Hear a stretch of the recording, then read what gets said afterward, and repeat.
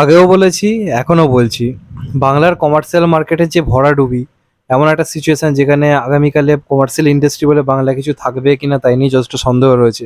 বা পরবর্তীকালে এমন কোনো সুপারস্টার যে একটা ক্রাউড ফুলিং ব্যাপার নিজের মধ্যে নিয়ে আসবে, সেগুলো একটা পুরোপুরি একটা অনিশ্চিত মানে ভবিষ্যতের দিকে কোথাও গিয়ে মানে গিয়ে পৌঁছচ্ছে।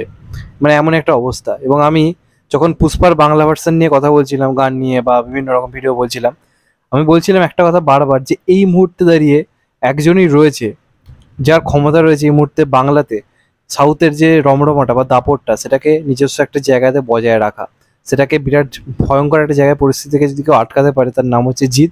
এবং আরেকজন রয়েছে, তার নাম হচ্ছে দেব, যে এই মুহূর্তে তো মেন স্ট্রিম কমার্শিয়াল জনরাটা এখনো পর্যন্ত ফেরেনি, খাদান নিয়ে ফিরবে। এবার খাদান এই বছর আসবে না পরের বছর আসবে সেটা তো অন্য কথা, কিন্তু এই মুহূর্তে দাঁড়িয়ে একজনই রয়েছে যে পারে কমার্শিয়াল ইন্ডাস্ট্রিটাকে একমাত্র এখন বাঁচিয়ে রাখতে, এবং বাঁচিয়ে রেখেছে। আফটার 2019 থেকে আজকে হয়ে গেল 2024, 5টা বছর ধরে কমার্শিয়াল ইন্ডাস্ট্রিটাকে যেভাবে জিদ্দা বাঁচিয়ে রেখেছে, যে কারণে আজকে অনেকে এই বছর সাহস পেয়েছে কমার্শিয়াল সিনেমা করার, তার নাম কিন্তু সুপারস্টার জিৎ। এবং জিদ্দার কাজের অনেকে সমালোচনা করতে পারে, অনেকে ভালোও বলতে পারে, যে যাই করুক না কেন জিদ্দার কাজের জন্য প্রত্যেকের একটা ওয়েট থাকে, প্রত্যেকের একটা অপেক্ষা থাকে। এবং আমি কদিন একটা ভিডিও করেছিলাম যে জিদ্দাকে কেন মানে গুগল টলিউড কিং আখ্যা দিয়েছিল, দেখবেন সেখানে বলেছিলাম জিদ্দাকে নিয়ে সার্চ সব থেকে বেশি হয়। তো আজকে যেখানে বাংলা গান টাইম টু টাইম ট্রেন্ডিংয়ে আসতে পারছে না, বাংলা গানের ভিউজ সেরকম হচ্ছে না, যেটা এমন পরিস্থিতি দাঁড়িয়েছে। আমরা দেখতে পেলাম রিসেন্ট সব থেকে হাইপ তোলা সিনেমা যেটা ছিল মির্জা, তার গান সেই লেভেলে গিয়ে পৌঁছতেই পারলো না। সেখান থেকে দাঁড়িয়ে আজকে দেখুন বুমেরাঙের যে গানটা এসছে, আমরা বেশিরভাগ জনের রিভিউ করেছি, একটা কিন্তু মিক্স রিভিউ এসছে, হিউজ রিভিউ এসছে তা কিন্তু না। এবং একটা কথা মাথায় রাখতে হবে, এই গানটা কিন্তু সেই রাগাটা বা উইটে টাইপের কিন্তু প্রপারলি ওই রকম বড় ঘটনাটা কিন্তু গান কিন্তু নয়। এটা বেসিক্যালি একটা সাইফাই ঘরানার যেরকম গান হয়ে থাকে, বাউল প্লাস একটা ওয়েস্টার্ন মেশান একটা গান, সেই ধরনের গান। এবং বুমেরাঙের হাইপ তুলনামূলকভাবে চেঙ্গিজের থেকে আমরা যে ভেবে দেখি তুলনামূলকভাবে কম, কিন্তু বুমেরাঙের হাইপ যে রয়েছে এবং লোকে যে সিনেমাটা নিয়ে এক্সাইটেড, এবং জিদ্দার সিনেমার গান নিয়ে লোকেদের মধ্যে, বাঙালি অডিয়েন্সের মধ্যে এখনো যে সেই যে চূড়ান্ত একটা যে ভালো লাগা বা ভালোবাসা রয়েছে, এবং এই মুহূর্তে বাংলার বিগেস্ট ক্রাউড ফুলার, যার যার কিছু এলে সোশ্যাল মিডিয়াতে ঝড় লেগে যায়, তার নাম যে সুপারস্টার জিৎ, সেটা কিন্তু আবার কোথাও গিয়ে প্রমাণিত। তো দেখুন আজকে যে গানটা এসছে, আমি তো গানটা বলেছি যে একজন অনেস্ট রিভিউয়ার হিসেবে যে খুব ভালো লেগেছে আমার তা নয়, তবে ভিডিওটা ভালো লেগেছে, গানটা আরো বেটার হতে পারতো, সেটা নিয়ে আমি এখনো দ্বিমত পোষণ করবো না। সেই গানটাকে আমি যে পুরোপুরি ডিফেম করছি তা একদমই নয়, কিন্তু জিদ্দার যে ক্রেজটা, জিদ্দার যে সুপার স্টারডাম, সেটা কিন্তু আবার কোথাও গিয়ে প্রমাণিত। তো যে গানটা ধরুন রিভিউ সেরকম ভালো পায়নি, লোকেজন রীতিমতো সমালোচনা করছে, আজকে বাংলা গানে সেরকম ভিউজ হচ্ছে না, সেখানে দাঁড়িয়ে এই গানটা মাত্র 5 ঘন্টার মধ্যে ট্রেন্ডিংয়ে চলে এসছে। মানে আমি যখন ভিডিও করছি অলরেডি আরও বেশি হয়ে গেছে, 7-8 ঘন্টা হয়ে গেছে, কিন্তু আজকে মোটামুটি সন্ধ্যে থেকে এই গানটা ট্রেন্ডিংয়ে চলে এসছে। তখন মোটামুটি 9 বা 10-এ ট্রেন্ডিংয়ে ছিল, আমি যখন ভিডিও করা স্টার্ট করেছি তখন অলরেডি ট্রেন্ডিং 5-এ চলে এসছে। আর যখন আপলোড করবো ভিডিওটা তখন হয়তো ওটা ট্রেন্ডিং 3-4-এ চলে আসতে পারে, যেটুকু যে আমার মনে হচ্ছে। তো চরম রেসপন্স এসছে গানটার, যতটা আমি ভেবেছিলাম তার থেকে অনেক অনেক বেটার রেসপন্স। হতে পারে আগের মতো হয়তো সেই 10 মিলিয়ন 12 মিলিয়ন ভিউজ হয়তো যাবে না, কিন্তু এই মুহূর্তে দেখবেন যে বাংলা গান বড় বড় স্টারদের গান 1 মিলিয়ন পার করতে পারছে না, সেখানে চেঙ্গিস রাবণের গানের আপনারা ভিউজ দেখুন।